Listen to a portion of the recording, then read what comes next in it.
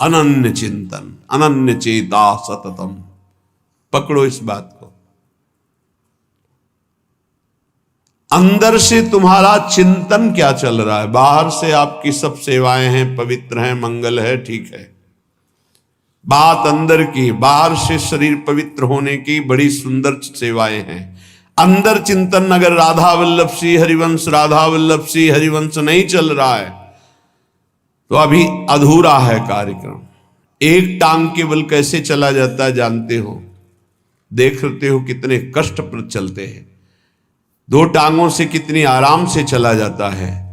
दो पंखों से पक्षी आकाश की यात्रा करता है।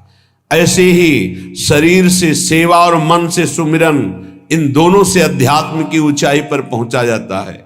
यदि शरीर से सेवा नहीं तो मन के सुमिरन में आप जो लगे हुए हैं उसमें संपूर्णतः आप नहीं लग पाएंगे। सेवा की अत्यंत आवश्यकता बड़े बड़े सिद्धों ने की। अगर शरीर सेवा में लगा, मन सुमिरन नहीं, तो सेवा में आप टिक नहीं पाएंगे, आपकी वासनाएं गिरा देंगी आपको।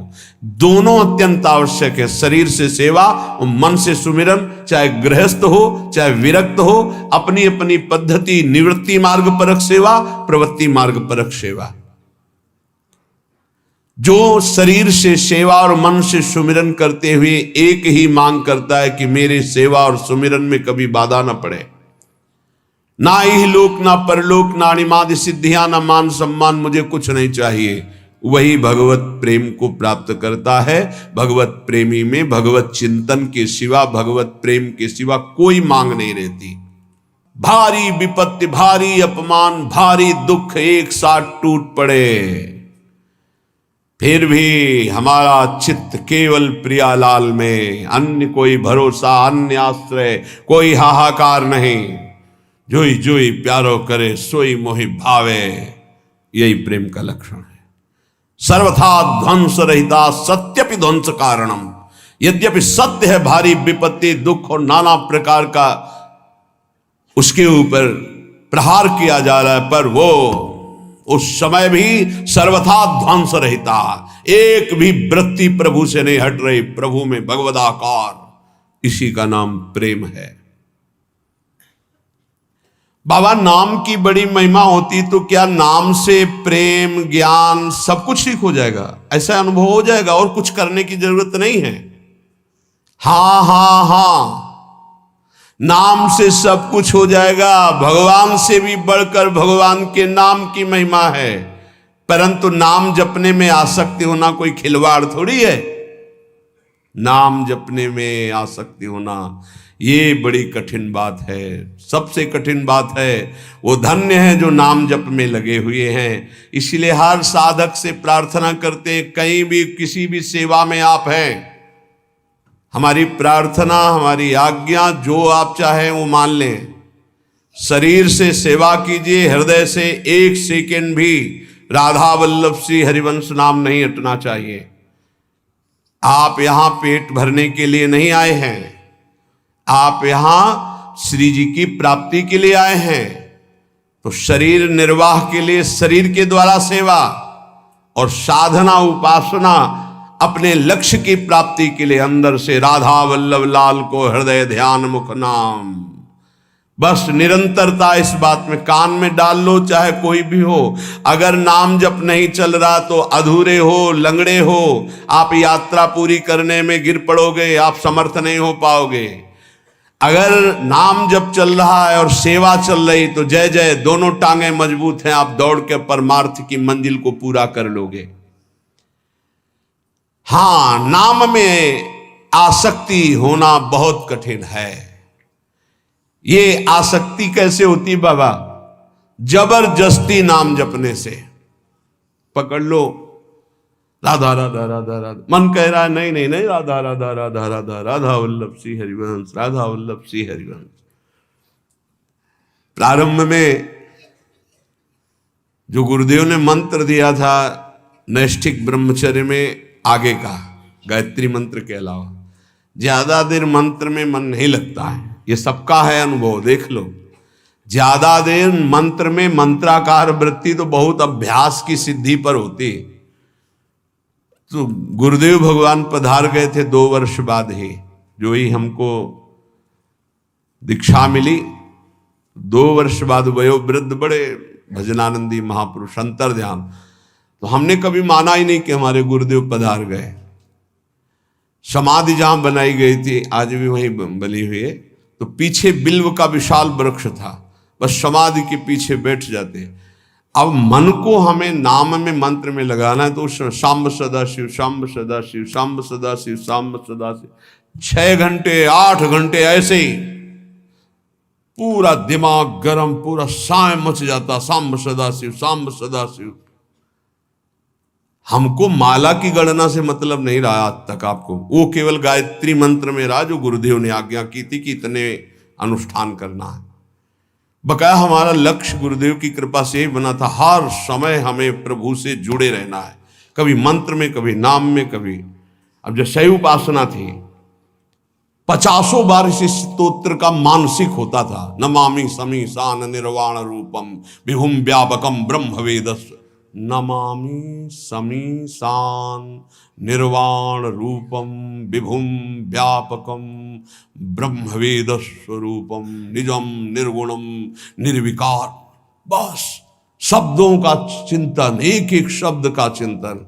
तब ऐसे लगता, वायु चलती तो लगता मेरे महादेव मेरा आलिंगन कर रहे, शिव शिव शिव शिव, हर हर हर हर। ऐसे हृदय की तरंगे भगवदाकार वृत्ति में परिणित होने के लिए जिद्दी स्वभाव, हट करके उसमें लगना।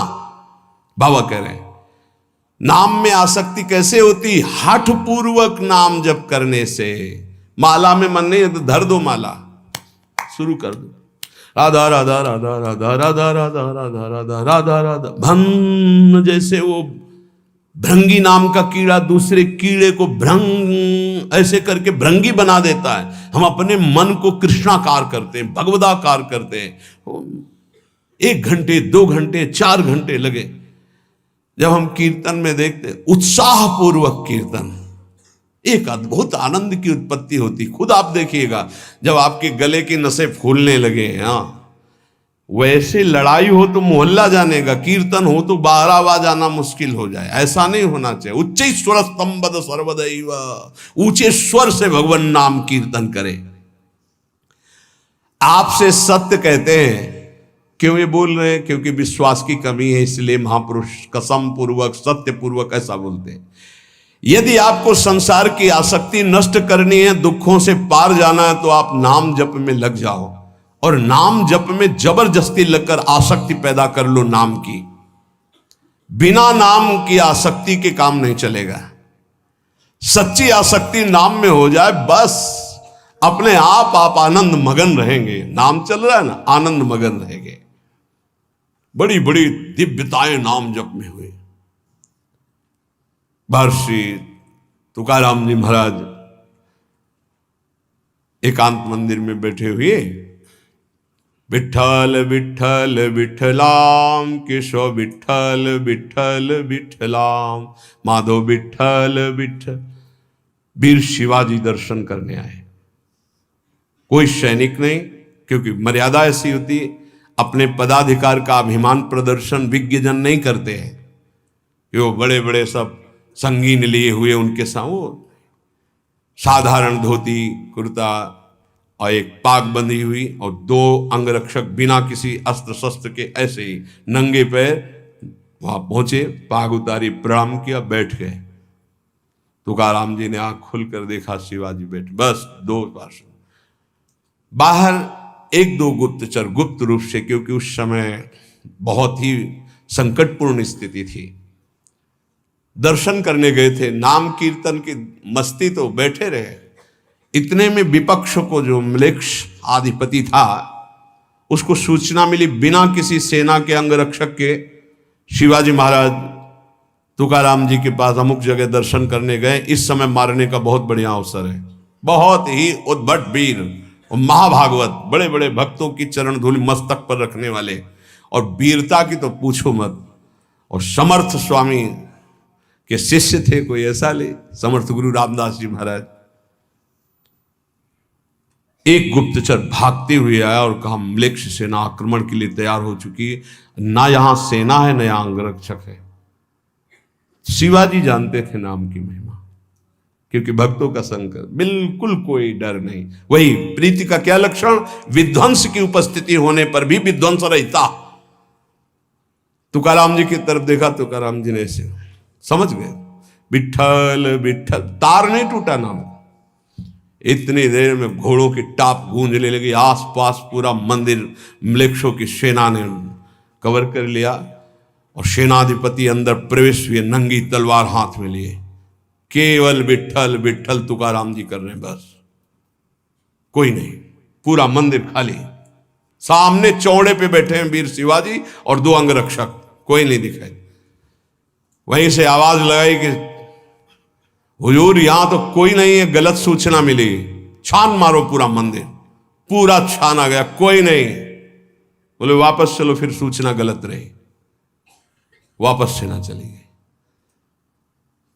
तब बोले शिवाजी कि प्रभु ये क्या था? बोले विठल के नाम का चमत्कार था, विठल के नाम का चमत्कार। एक बार दोनों महापुरुष श्री नामदेव जी और श्री ज्ञानदेव जी महाराज ब्रजमंडल की यात्रा में, प्यास लगी तो विनोद में अपनी सिद्धि का प्रयोग किया। ज्ञानदेव जी महाराज बड़े सिद्ध महापुरुष, उन्होंने बहुत सूक्ष्म रूप धारण किया और कुएं में जाकर जल पीकर आ गए और नामदेव जी से कहा हम तो पी आए। नामदेव जी से कहा आप, तो कहा आपके चरणों के प्रताप से पानी यहीं आ जाएगा। विठ्ठल विठ्ठल विठ्ठल विठ्ठल, जैसे नाम उच्चारण करे कुआं का पानी ऊपर बढ़ रहा है, सामने से कुआं के पानी की धार ऐसे बहने लगी। विठ्ठल विठ्ठल, आपको तो सूक्ष्म से धारण करके जाना पड़ा, नाम के बल से कुएं का पानी, ये आश्चर्य की बातें नहीं है। नाम सर्वाश्चर्य में है, नाम बिल्कुल जिनको विश्वास होगा। ये जो आप देख रहे हैं ये डायलिसिस शरीर को नहीं देख रहे हैं, ये राधा नाम का प्रताप देख रहे हैं। आपसे सच्ची कहता हूं, ये हमारी तपस्या नहीं, हमारी साधना नहीं है, ये हमारा शरीर नहीं है, ये हमारा कोई महत्व नहीं है, ये मेरी लाडली के राधा नाम का प्रताप है। जब तक सुनवाना चाहती तो बैठे बैठे दहाड़ रहे, और जिस दिन सुनवाना ना चाहेंगी तो जैसे पुराना मकान ढह जाता है ऐसे ढह जाएगा। अर्जुन जी जब युद्ध समाप्त हुआ तो भगवान से कहा उतरिए प्रभु, क्योंकि पहले सारथी उतरता फिर रथी। तो भगवान ने कहा आज मैं पहले नहीं उतरूंगा, आज आपको उतरना पड़ेगा। तो उनका प्रभु आज तक का नियम रहा है, क्योंकि सखा भी है ना, इस पहले सारथी उतरे तो बोले अर्जुन पहले तुम उतरो, जो मैं आज्ञा कर रहा हूं, इस समय मैं आज्ञा कर रहा हूं। तो अर्जुन सीरियस समझ गए कि भगवान जो आज्ञा सब तुरंत उतर पड़े, और जे ही भगवान हटे तो पूरे रथ में आग लग गई। बोले प्रभु ये क्या, बड़े बड़े दिव्यास्त्र नहीं जला सके, वो आज युद्ध की समाप्ति। बोले हां, मेरे संकल्प के द्वारा हर दिव्यास्त्र अपना प्रभाव दिखाकर नष्ट हो जाए, लेकिन आपके रथ को मेरे संकल्प रूपी कवच ने बचा रखा था। आज युद्ध पूरा हुआ और आज मेरा संकल्प हटा तो भस्म तो कब हो चुका था। तो जिस शरीर को आप देख रहे हो ये नष्ट कब हो चुका था। इसमें केवल राधा नाम प्रताप है, वो कोई चमत्कार इससे केवल नहीं माना जाता कि ऐसा नहीं, अतुलित बल है, असीम आश्चर्यमय है राधा नाम। आपको जो राधा नाम सुनने को मिल रहा है, जपने को मिल रहा है, श्री कृष्ण की अपार कृपा से हो रहा है। आप समझिएगा, कुछ भी नहीं दुर्लभ, कर तुम अकर तुम अन्यथा कर तुम, सर्व समर्थ, प्रभु को अधीन कर लेने वाला प्रभु का नाम है।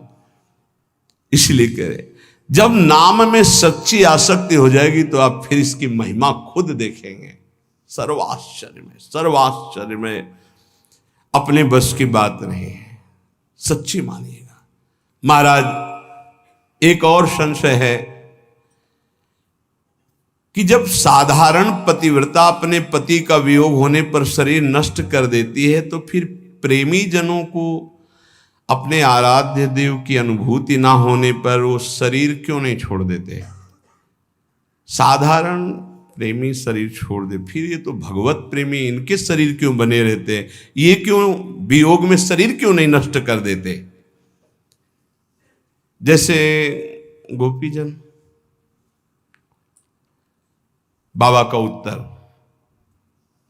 तो क्या इनका प्रीतम अनित्य समझे हो क्या? अनित्य एक देशी होता है, नित्य सर्वत्र विराजमान होता है। बहुत सुंदर उत्तर दिया। क्या इनके प्रीतम को अनित्य समझे हो क्या? प्रेमियों के प्रीतम अनित्य थोड़ी है। अनित्य मतलब नाशवान, नाशवान एक देशी होता है। सच्चिदानंद बपू हर कण में विराजमान रहता है, अपने में विराजमान, बाहर विराजमान, भीतर बाहर सब। बहिरंतश्च भूतानाम अचरम चरमेवच दूरस्थम चांतिके च तत्। वो दूर भी है, वो नजदीक भी है, वो बाहर भी है, वो भीतर भी है, चर अचर में सर्वत्र।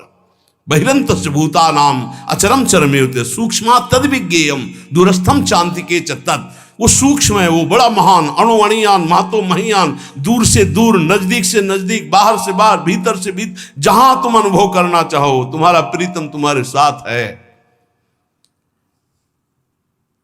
उनके वियोग में शरीर त्यागते हैं वो जो प्रेम में कमजोर होते हैं।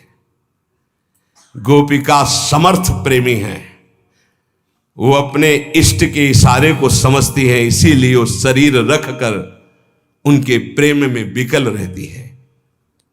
फिर आप समझो, एक श्री कृष्ण मथुरा में बैठे थे, एक हर गोपी के पास श्री कृष्ण थे।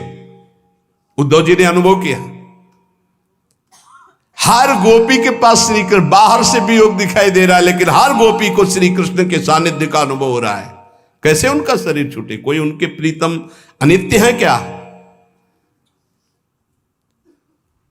और प्रेमी वही होता है जो अपने प्यारे की इच्छा का अनुगमन करे, प्यारे जो चाहते हैं। प्रीतम की प्रसन्नता ही प्रेमी का जीवन होता है। प्रीतम की प्रसन्नता है शरीर रखकर मेरे प्रेम में आह्लादित रहो, डूबी रहो, विरह में डूबो। तो गोपी जन प्रसन्नता पूर्वक दुस्सा विरहानल का आदर करते हुए स्वीकार किए हुए हैं। ऐसे महान प्रेमी जन प्रभु की इच्छा का अनुगमन करते हैं। बहुत शूरवीरता चाहिए इस मार्ग में, कायरों का ये मार्ग नहीं। जरा सा विपत्ति आई भाग पड़े, जरा सा विपत्ति आई अश्रद्धा हो गई भगवान पे, भगत नहीं। ये धद्दे हैं, स्वार्थी है, वाणिज्य है, ये प्रेम नहीं है।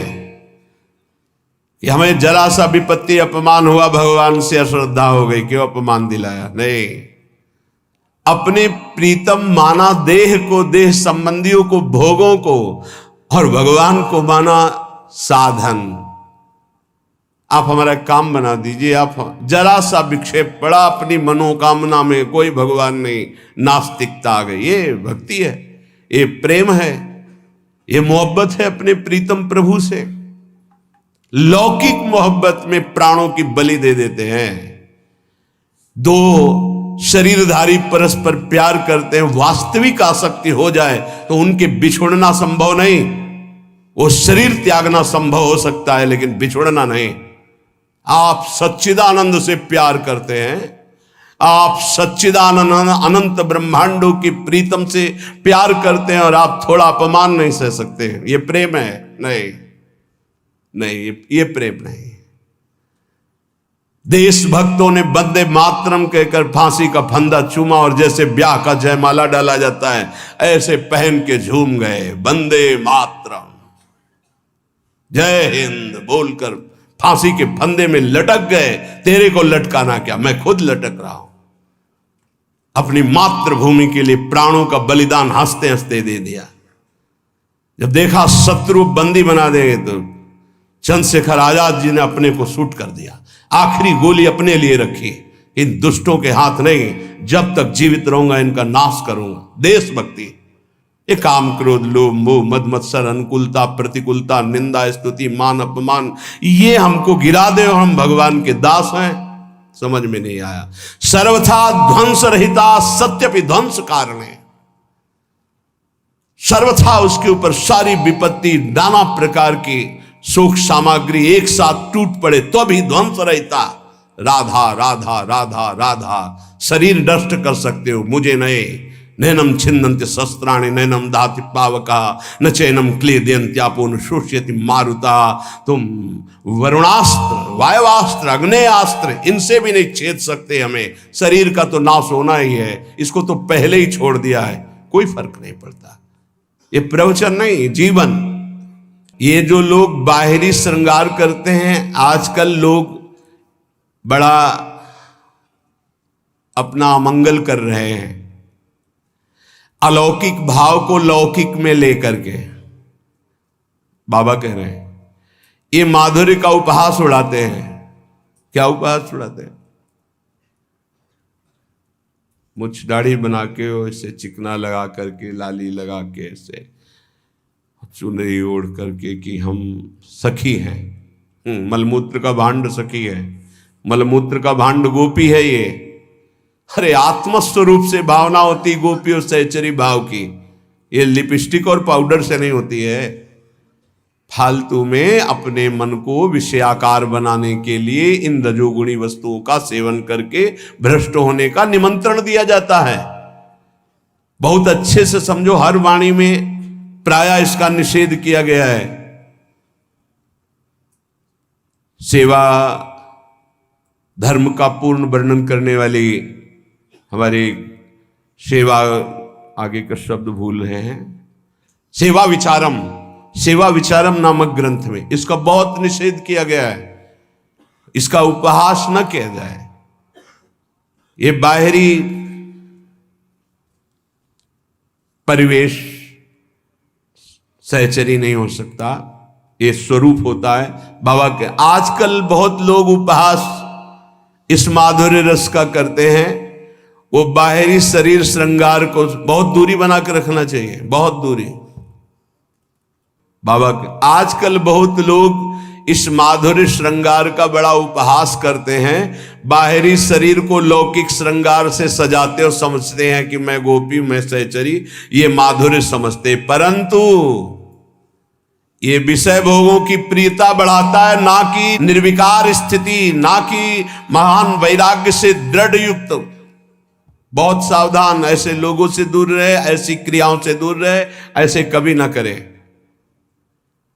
शरीर में ये जो सांसारिक सुगंधित लेप हैं, इनके लगाने से रजोगुण बढ़ता है। रजोगुण से रागात्मक काम उत्पन्न होता है, काम भ्रष्ट करता है, न कि भगवत स्वरूप प्रदान करता है। ये सहचरी बपू, गोपी बपू या सखा बपू, ये कोई ब्रह्मा के द्वारा रचे हुए बपू नहीं है। ये सच्चिदानंद भगवान प्रदत्त, भगवत प्रदत्त बपू हैं। जो भगवान का बपू वही सहचरी का बपू है, जो भगवान का बपू वही सखा का बपू है, जो भगवान का बपू वही गोपी का बपू है। समझो, बपू माने ये अंग। ये बहुत बड़े आगे की चीज है माधुर्य और श्रृंगार। परंतु आजकल कोई वास्तविकता तो समझ नहीं रहा कि जब जीव का जीवत्व मिट जाता है तब भाव देह की प्राप्ति होती है, जिसमें न स्त्री है, न पुरुष है, न पंचभूत है, न ब्रह्मा के द्वारा रचा हुआ कुछ है। ये जड़ बुद्धि रखने वाले, शरीर को प्रीतम मानने वाले सच्चिदानंद को प्रीतम कैसे मान सकते हैं? इसलिए प्रार्थना है कभी ऐसा संग न करें भूल से। एक सखी कहत गात सेवक जी महाराज ने भी कहा है, जो नाना प्रकार की वासनाओं में ऐसे खेल खेलते, बहुत दूरी, बहुत दूरी। प्रीतम बुद्धि शरीर में बिल्कुल नहीं, दूर भाव। ये उन बैरागियों का है जो तीनों शरीर से बैरागी, स्थूल सूक्ष्म कारण। आप नागरीदास जी का अष्टक पढ़ के देखना, लिखा है ये परमहंसों का रस है, एकांतिक जिनका परमहंस स्वरूप। हंस ही नहीं, परमहंस स्वरूप, वो इस रस का। एक लंगोटी लगी नागरीदास जी के, 7-7 8-8 दिन लीला चिंतन में डूबे, वो सहचरी बपू। शरीर में एक लंगोटी है, पूरे में रज लगी हुई, वो सहचरी बपू नहीं। ऐसा नहीं, हाँ, चुनरी आदि प्रसादी जब हमारी महारानी जी की मिलती तो सर पे धारण करते हैं उसको, सिरहाने रखते हैं उसको, सिंहासन में विराजमान करते हैं। कोई ऐसा बाहरी परिवेश बना करके ऐसा निषेध है, हमारे आचार्यों ने निषेध किया है। बहिर्मुख पुरुषों की लेखनी से लिखी हुई पुस्तकों को पढ़ने से, बहिर्मुख कामी पुरुषों की संगति से, बहुत से विषयों के संयोग से, संसारी पुरुषों के प्रति ममता रहने से और बहुत समाज प्रिय होने से प्रेम नष्ट हो जाएगा। पहला, बहिर्मुख पुरुषों की संगति से, जो संसारी हैं, विषयी हैं, भोगी हैं, ऐसे पुरुषों के साथ खान पान सब नहीं। खान पान तो कीजिए रसिक मंडली माए, जिनके और उपासना तहां उचित ध्रुना है, मना करते हैं। ऐसे पुरुषों का संग, बहिर्मुख पुरुषों का संग, ऐसे जो बिल्कुल भगवत अनुराग से रहित है, कदापि किसी भी तरह इनका संग न किया जाए, नहीं तो पतन निश्चित है आपका। दूसरा, बहिर्मुख पुरुषों की बनाई हुई पुस्तकों को पढ़ने से, एक महत जन आए थे, बोले ये कुछ अनुभव है, पढ़ लीजिएगा ग्रंथ में, तो उनसे प्रार्थना की कि आपके आदर के लिए ले सकते हैं और रख सकते हैं, लेकिन स्वाध्याय नहीं कर सकते। स्पष्ट वर्णन क्यों? अब हमें जरूरत नहीं स्वाध्याय की, हमारे गुरुदेव ने जो दे दिया है उसी से हमारे को समय नहीं है, तो हम और कुछ जानना नहीं चाहिए। जैसे कि हमको बिहारी जो जाना, हमें पता है हमारा रास्ता ये है, अब हम छठी करा से आगरा का रास्ता, दिल्ली का रास्ता, इधर का रास्ता, उधर का रास्ता, इनके किलोमीटर गिन के समय बर्बाद करने का हमारे पास समय नहीं है। बोले आप किसी को दे देना, हम कहा आपकी बहुत इच्छा रख दीजिए। स्पष्ट कि आप पढ़िएगा, हमारी अनुभूतियां, हमें आपकी अनुभूतियां नहीं, हमें अपने गुरुदेव की अनुभूतियों के अनुसार चलना है, अपने गुरुदेव प्रदत्त मंत्र और आराधना में तन्मय होना है। हमारे पास समय नहीं है आपकी लेखनी पढ़ने का। स्पष्ट ये हम इसलिए आपको कह रहे हैं कि आपको ये जीवन में उतारना है, कुछ भी मिला पढ़ने नहीं। बहिर्मुख पुरुषों के द्वारा बनाई हुई पुस्तकों को पढ़ने से प्रेम क्षीण हो जाता है। स्थिति प्रज्ञ महापुरुषों के वचन पढ़ने हैं, वो भी इष्ट मिले और मन मिले, मिले भजन रस रीति, तहा निसंक है मिलिए तासों कीजे प्रीति। तीसरा, बहुत साधन शास्त्रों का अभ्यास करने वालों से व्यवहार नहीं रखना चाहिए, बहुत अंतराय पड़ता है, बहुत अंतराय। अपने इष्ट के विरुद्ध बात होगी तो आपको असहनीय हो जाएगी, हृदय की स्थिति में क्षोभ पहुंचेगा, और अगर उनके अनुकूल चल दिए तो आराधना छूट जाएगी। इसलिए बहुत मिले वो संग नहीं, संग वही जो इष्टाकार वृत्ति करवा दे। कामी पुरुषों का संग, रागी पुरुषों का संग, ममता युक्त पुरुषों का संग का त्याग कर दे, नहीं तो प्रेम में बाधा खड़ी हो जाएगी। और बहुत समाज प्रिय बनने की चेष्टा, यहां वहां दौड़ भागे सब, इससे प्रेम क्षीण हो जाएगा, जो पूज्य बाबा कह रहे हैं।